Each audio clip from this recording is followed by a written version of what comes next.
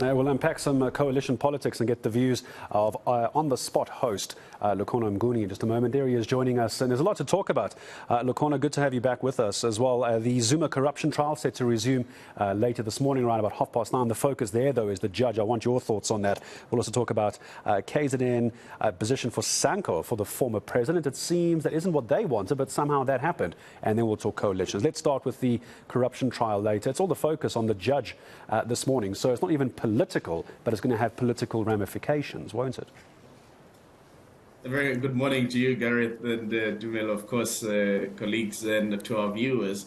Yes, I mean, this case has really caused a number of, headaches, particularly, I think, for the judiciary itself, because what is meant to be a legal process is often laden with a lot of political rhetoric and politicization, either of the judges or of the prosecutorial team and so on. As you would know, that there is an entire parallel private prosecution process that is being led on the lead prosecutor and, of course, journalist Karen Moore. This case has always been used as well to mobilize and galvanize public support of sympathizers and supporters of the former president. And I think a case that has lasted so many years now without any sense of conclusion, but also without any indication on the former president that he actually really wants his day in court. I mean, he does behave like somebody who would use any available instrument to avoid and evade being through the actual court process. So it will be interesting what Judge Kun decides today. And as you know, Gareth, if he were to recuse himself, a new judge to be appointed on this matter would really have to acquaint themselves with the facts, look at the matter again, and consult with the legal teams, and that might take some time for this case to then set into motion. Again, buying the former president an opportunity not to, begin in earnest the trial. So, and I think South Africans would really like to see some resolution to this. And unfortunately, whether we call it Stalingrad tactics, whether we call it delay tactics,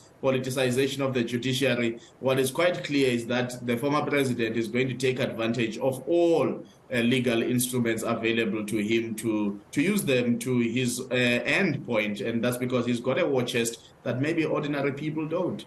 Yeah, and that's what many people are saying is why it's been dragged out so much, Lukhona, as well. And I suppose some could say that if Judge Pitkun recused himself and a new judge were to be appointed, perhaps there would be issues with that judge, and then we're going to end up back in this position again. Help me understand, South African National Civic Organisation, Sanko, apparently the former president took up a position there, but Sanko is saying no. So you've got to wonder how this story happened. It's hilarious in the sense that, I mean, the outcome itself and the appetite displayed by former President Jacob Zuma to really go around, searching for leadership positions in what are, for a former president of a country are really obscure structures. And of course, he does not need these positions for any betterment of those organizations. It's really just to keep his name and memory alive and top of mind in people. Of course, Sanko is also a membership-based structure, which then means he can galvanize a constituency base towards some of these court cases. Remember that he's not going to let it to chance that whether or not there will be people who come out. But I mean, these things are now an exercise in futility and really a political ego exercise than any rationality that can be connected to some of these developments around the former president. Of course, you know that, Gareth. I mean, Sanko itself has had interim structures in a number of provinces, if not all provinces. And it seems as if the national leadership is at odds to say, well, look, whatever happened was not a sanctioned Congress, because there are certain processes that must be followed to get to a provincial conference. But also Sanko is a divided structure, similar to some divided structures within the tripartite alliance, where you see parallel conferences being held. We saw this, for example, in the Mangaung regional conferences of the ANC, where, people who belong to the same organization, but really hold parallel conferences. So it seems as if former President Zuma will really do anything to keep us talking about him. And I think really, some of these things are now becoming quite a tragic comedy in a sense, because it's quite tragic to see a former statesman behave in this fashion, so desperate for relevance and trying to remain in the public discourse. Lukhona, let me ask you this very briefly. Morena Mutupi just walked in for sports, and if I'm late, he's going to throw something at me. So let me ask you to be as brief as you can on this. The talk of coalition governments. Tumza and I started talking about this last year. I know you had it on your show. I had people on social media saying I was being negative when I said it's not going to work at a national level. But the example we have is Joburg. If that's the litmus test, we're about to fail, aren't we? Well, yes, but unfortunately, Joburg is not the only coalition. So we've got to ask, what is it that at times makes coalitions stable? So if you go to KwaZulu-Natal in 2011, about 19 municipalities were hanged. And then you had an agreement between the ANC and the National Freedom Party, the NFP.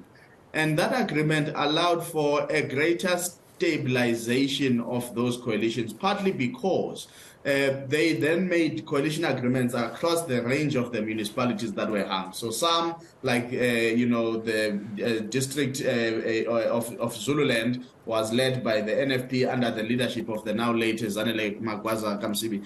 And then the ANC would lead some. What we are now trying to check, and we nearly embarked on a study on this with one fellow academic, but something just fell by the wayside, was to check, can we detect whether service delivery outcomes have improved under a coalition government versus a government led by one party? I think this is a very complex debate. And for me, Gareth, the real question is, how do we institutionalize legislation and policies for coalitions to work better? For example, do we then create some time frame in terms of once the mayor is elected, maybe, they must be allowed to be in office for about a year before a motion of no confidence can be considered.